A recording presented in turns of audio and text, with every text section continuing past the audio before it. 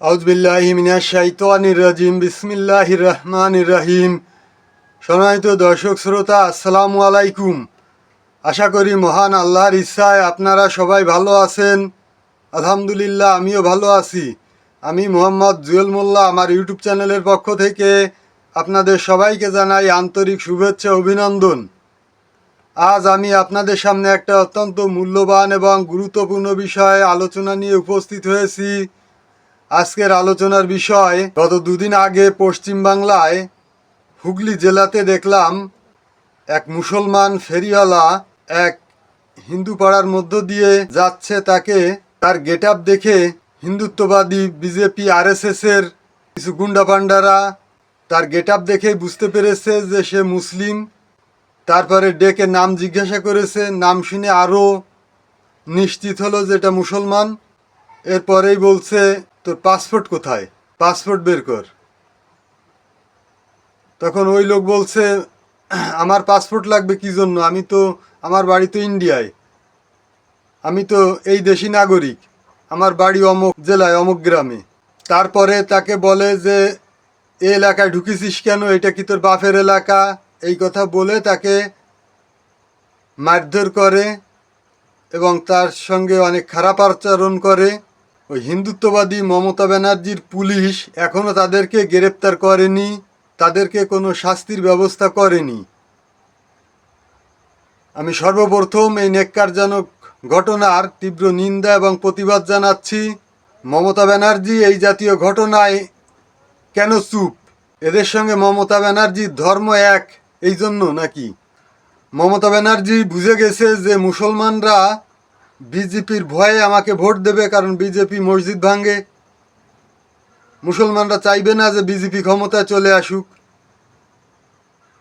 এজন্য মুসলমানদের জন্য কিছু করার দরকার নেই। সে বর্তমানে আরএসএস বিজেপি যে হিন্দুত্ববাদী, তাদের মন জয় করার জন্য ব্যস্ত। কিন্তু এই হিন্দুত্ববাদীরা যারা মুসলমান পরিচয় শুনলেই তাকে ধরে মারে, অপদস্থ করে, এইসব হিন্দুত্ববাদীরা, কঠোর হিন্দুত্ববাদী, এরা তো মমতাকেও ভোট দেবে না, কারণ এরা ভোট দেবে বিজেপিকে। তারপরও মমতা ব্যানার্জি এদেরকে একটু ছাড়কাট দিয়ে এদের মন জয় করার চেষ্টা করছে।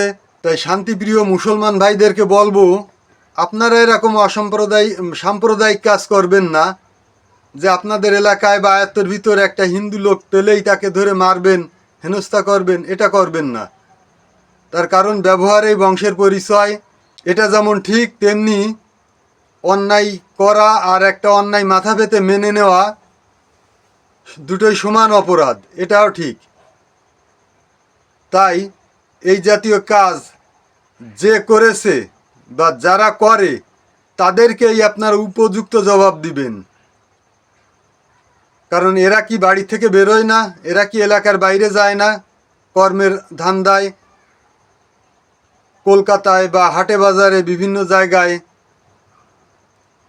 এদেরকে আপনারা যখন আপনাদের আয়ত্তের ভিতরে পাবেন বা বাজারঘাটে যাবে, আপনারাও ওত পেতে থাকবেন। তারপরে সময় সুযোগ মতন আপনারাও ইটের জবাব পাথর দিয়ে দেবেন। আমি আবারও বলছি, তার মানে এই না যে হিন্দু মুসলমান সাম্প্রদায়িকতা করতে হবে, হিন্দু হলেই তাকে হিংসা করতে হবে, এটা নয়। শান্তিপ্রিয় হিন্দু ভাইরা যারা আছেন, তাদের সঙ্গে মিলেমিশে থাকবেন, একে অপরের ধর্মকে শ্রদ্ধা করবেন। গত বছর দেখলাম কলকাতা গার্ডেন রিচে একটা জায়গায় মসজিদ এবং মন্দির খুব কাছাকাছি, অল্প দূরত্বে, ঠিক শুক্রবার জুমার নামাজের টাইমে একদল হিন্দুত্ববাদী লোকজন তারা বিকট আওয়াজ করে লাউড স্পিকার দিয়ে মাইক বাজাচ্ছে ঠিক নামাজের সময়টা। তখন কিছু মুসলমান ছেলেপেলে আসে এই ঘটনাটা শোনার জন্য। তাদের সঙ্গে একটু কথা কাটাকাটি হয়, তর্ক বিতর্ক হয়, সামান্য একটু হাতাহাতি হয়। মমতা ব্যানার্জির পুলিশ এই ঘটনাকে কেন্দ্র করে কয়েকজন মুসলমান ছেলেকে গ্রেপ্তার করে। আপনারাও এইসব নেক্কারজনক ঘটনার জবাব ইটের জবাব পাথর দিয়ে দেওয়ার মতন দিবেন। তারপরে দেখা যাক যে মমতা ব্যানার্জির পুলিশ তখন কি করে, আপনাদেরকে গ্রেপ্তার করে কি না। ওদের তো গ্রেপ্তার করলো না, আপনাদের গ্রেপ্তার করে কি না? আপনারা গ্রেপ্তার হলেও লাভ। মমতা ব্যানার্জির যে হিন্দুত্ববাদী মুখোশটা, এটা আরও জনগণের সামনে চলে আসবে। আর 26-এ আপনাদের জন্য একটা বড় চ্যালেঞ্জ, মমতাকেও হারাতে হবে এবং বিজেপি যেন আসতে না পারে সেদিকেও খেয়াল রাখতে হবে। কারণ বিজেপি ওরা একটা কাপুরুষ সংগঠন, এরা একটা জঙ্গি এবং ভীরু কাপুরুষ। এদের হিম্মত নেই, ক্ষমতা নেই যে এখন একটা মসজিদ ভাঙবে। কারণ এরা তো এদের মা বাবার কাছ থেকে কোনো সুশিক্ষা পায়নি।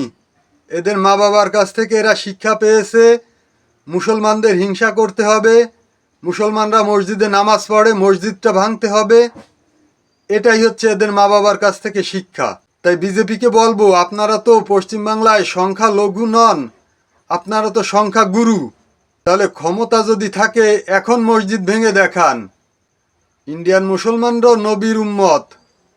আমাদের নবীজি 313 জন নিয়ে 1-1,500 মানুষের সঙ্গে, কাফেরদের সঙ্গে যুদ্ধ করেছিল। তাই পশ্চিমবাংলায় মুসলমানরা তো সংখ্যা লঘু আর আপনারা তো সংখ্যা গুরু। ক্ষমতা যদি থাকে, হিম্মত যদি থাকে, বাপের বেটা হলে এখন মসজিদ ভেঙে দেখান। প্রশাসনের সহযোগিতায় মসজিদ ভাঙা এ সবাই পারে। আমার প্রশাসনের ফ্যাসিলিটি যদি থাকে, প্রশাসনের ফ্যাসিলিটি নিয়ে খেলা দেখাতে সবাই পারে।